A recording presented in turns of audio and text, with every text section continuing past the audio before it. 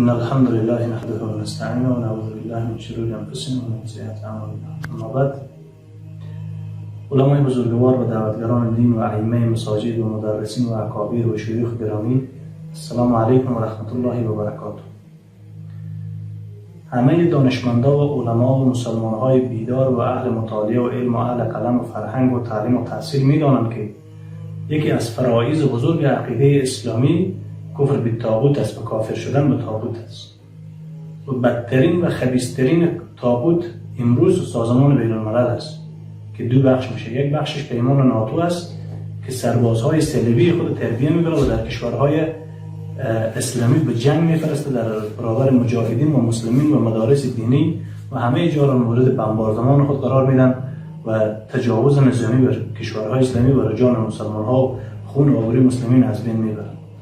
و دوم بخش سازمان بین‌الملل است که کل تبلیغات حربی به ضد مسلمین و مجاهدین میکنن و مال خود مصرف میکنن و نظام‌های فرهنگی و نظام‌های دموکراسی و سکولاریسم و جنگ‌های مستشرقین و عقیده‌های شیطان پرستی و الحاد و کاتولیک و مسیحیت در بین امت اسلامی از طریق فرقه‌ها و گروه‌ها به اصطلاح به ترویج میرسونه و میخواد که حاکم بگردانند. پس علما و دانشمندان امت و ائمه مساجد و اکابر وارثین انبیاء علیهم السلام هستند. مسئولیت علمی و ایمانی دارند. همونطور که الله جل شأنه در سوره مبارکه بقره آیت 256 و 257 میفرماید و در سوره نحل آیت 36 و در سوره زمر آیت 17 میفرماید که هیچگاه نماز و روزه و حج و زکات مسلمین اجابت نمیشه تا زمانی که اینا کافر به طاغوت نشن و ایمانشان به الله اجابت نمیشه. خب بدترین طاغوت امروز سازمان بین‌الملل است و کسی که از سازمان بین‌الملل اطاعت میکنه، تابعداری میکنه، با او دوستی میکنه، قانون او رو میپذیره، آیا این جزء طاغوت نیست؟ علمای بزرگوار، اگر سازمان بین‌الملل طاغوت نباشه، پیمان ناتو طاغوت نباشه، نعوذ بالله، پس مسلمین شما طاغوت میگین، پس مجاهدین طاغوت میگین. و من یکفر بالطاغوت و یؤمن بالله، کسی که کفر نکرد به طاغوت ایمان نداره به الله متعال و هیچ عبادتش پیش الله متعال جل شأنه اجابت نمیشه و قبول نمیشه. پس امروز فرقه هایی که با سازمان بین‌الملل بیعت دارن، از جمله دموکراسی، سکولاریسم و جمهوریت، نظام پارلمانی و امارت هم که یکی از شاخه های سازمان بین‌الملل است، چرا اونها کافر باشن و اینا کافر نباشن؟ چرا اونها مرتد باشن اینا مرتد نباشن؟ چرا دیگه کس اگر به طاغوت کفر نکنه او مؤمن نمیشه و اینا که به طاغوت مؤمن شدن به الله کافر شدن؟ چرا ما کفر اینها رو میایم میپوشیم و باز روی کفر اینها نظام اسلام، نام اسلام، عقیده اسلامی میکنیم؟ به ذات و صفات الله متعال قسم هست که الله ذات او حق است و عدل او حق است و صفات او حق است. همونطور که رسول الله صلی الله علیه و سلم در بخاری و مسلم در باب الفتن گفت که فتنه از زیر پای عالم دین بلند میشه و به زیر پای عالم دین دفن میشه. و بدترین شخصیت ها در روز قیامت علمای بدکردار و دعوتگرای بدکردار است که اونها به جهنم الله انداخته میشن و پیش از یهود و نصارا به جهنم فرستاده میشن. علمایی که باز مردم به کفر و ارتداد و شرک بیعت دادن، علمایی که طاغوت برای مردم نعوذ بالله مصلحت گفتن و متبعین طاغوت برای مردم مصلحت گفتن. بیاین ما و شما اگر سلف صالحین همینطور مصلحت ها میکرد، یکی هم امام احمد حنبل رحمه الله چرا به شهادت رسید؟ در برابر معتزله که تنها به خلق قرآن و مشکل داشت، برایش گفتن که لا اکراه فی الدین، لا یکلف الله نفسا الا وسعها. امام احمد حنبل رحمه الله امیر المؤمنین فی الحدیث، امام اهل سنت و الجماعه، حافظ 7 لک حدیث بود. سبحان الله. بعد از صحابه کرام هیچ کس به حد امام احمد حنبل رحمه الله علم نداشت در فن حدیث، اما او گفت که کفر است، ایمان است. اگر ما بگم که این معتزله میگه که قرآن مخلوق است، ما بگم که این مخلوق است، به لک‌ها انسان میاد کفر مرا تصدیق کرده میره، میگه امام احمد نمیفهمه که تو میفهمی. دیگه واسه برای علما گفت که علمای کرام 70 بار من شهید شدم و زنده شدم، به ذات الله قسم است که یک بار هم نمیگم قرآن مخلوق است. یک جان از خدای الله نشه. حفاظت کننده دین علما نیست، الله است. پس اگه علما شهید میشن دین ختم نمیشه. صحابه شهید شده، سلف صالحین شهید شده، آیا علم ختم شده؟ دانش ختم شده؟ هرگز این کار نشده. پس بیایم حق بگیم. این نظام ارتداد و کفر و شرک امارات برای مردم دین نگیم.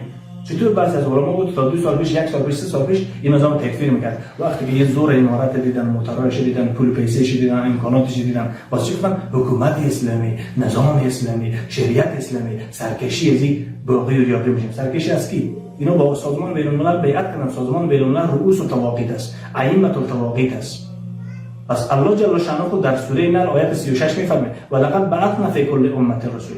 ما به تحقیق که کل پیامبران را به نبوت و رسالت مبعوث کردیم که همه مردم دعوت بدن که یک الله را عبادت بکنیم و از طاغوت اجتناب بکنیم و پرهیز بکنیم. کسی که با طاغوت بیعت کرده و اطاعت کرده و دوستی کرده و پیمان کرده و با او صلح کرده که ما با طاغوت کار نداریم، یک کفر. با طاغوت دشمنی نداریم، دیگه کفر. از طاغوت دفاع میکنیم، دیگه کفر. کسی که طاغوت از بین میبره او رو میزنه از بین میگه دیگه کفر. چرا ما نمیگیم کفر برای مردم دین معرفی میکنیم؟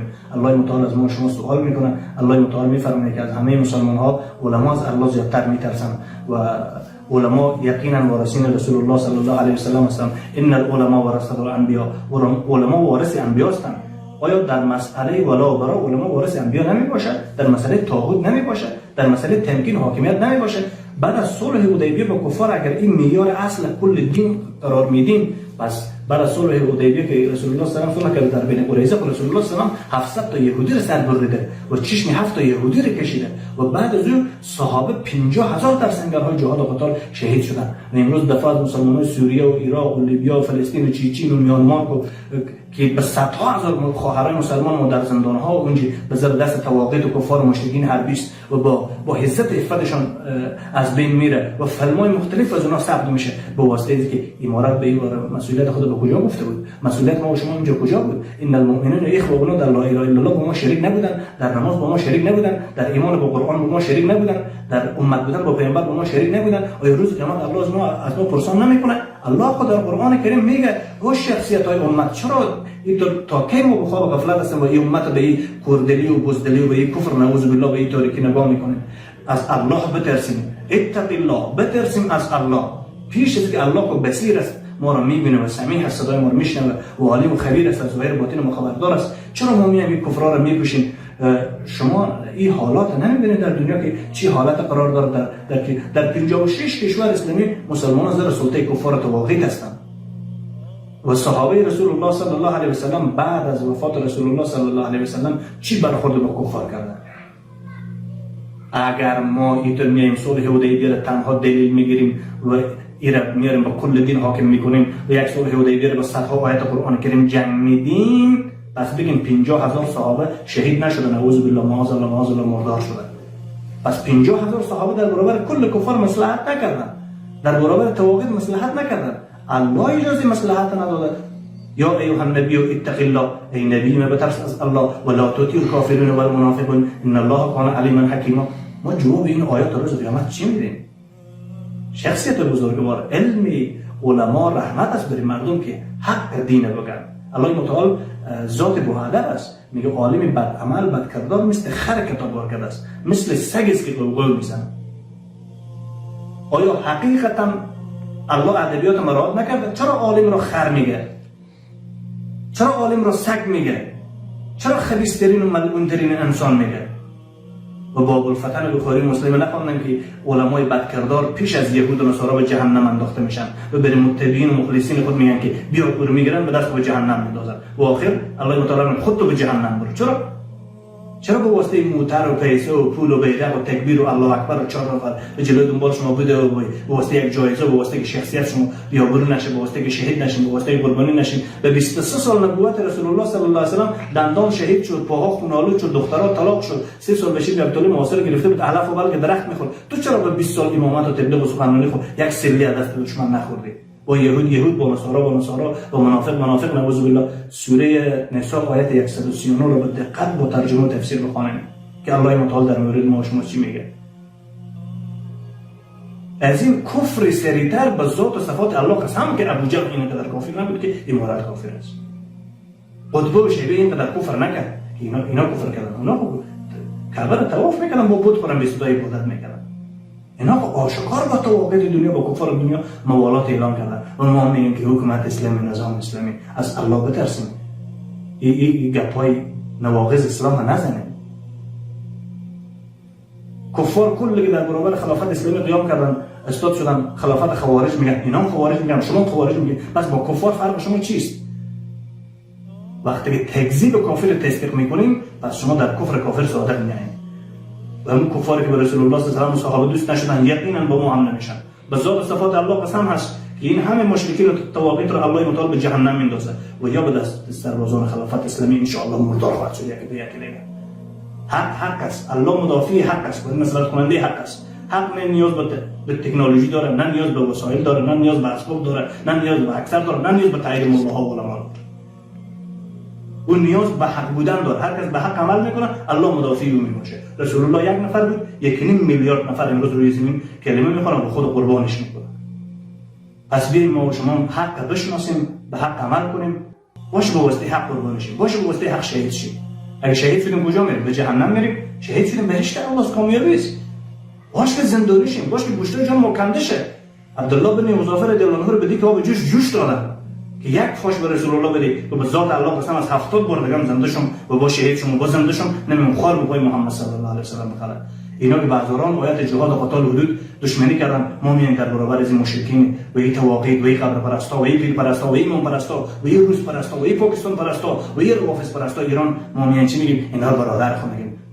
هرگز برادر ما نیستن. لا تتخذوا آباءكم واخوانكم اولياء ان استحبوا الكفر على الايمان فمن يتولهم منكم فاولئك هم الظالمون. لا تتخذوا اليهود والنصارى اولياء بعضهم اولياء بعض ومن يتولهم منكم فانهم منهم الذين يتخذون الكافرين اولياء من دون المؤمنين. سبحان الله. پیش از این آیات الله ما و شما چی جواب میده؟ بیایم حق به مردم بگیم. والله بیرون شیم در میدان جهاد و قتال هجرت کنیم تا کی به ذلت و غلامی برده که ما زندگی کنیم، تا کی آیات قرآن بشکنه ما خوشحال باشیم، تا کی سنت رسول الله صلی الله علیه و آله باشه ما خوشحال باشیم، تا کی به ناموس مسلمین تجاوز ما خوشحال باشیم، تا کی منتظر تسخیر کفار طواغیت هستیم که کفار طواغیت ما را تسخیر کنند. الله متعال ما و شما توفیق عمل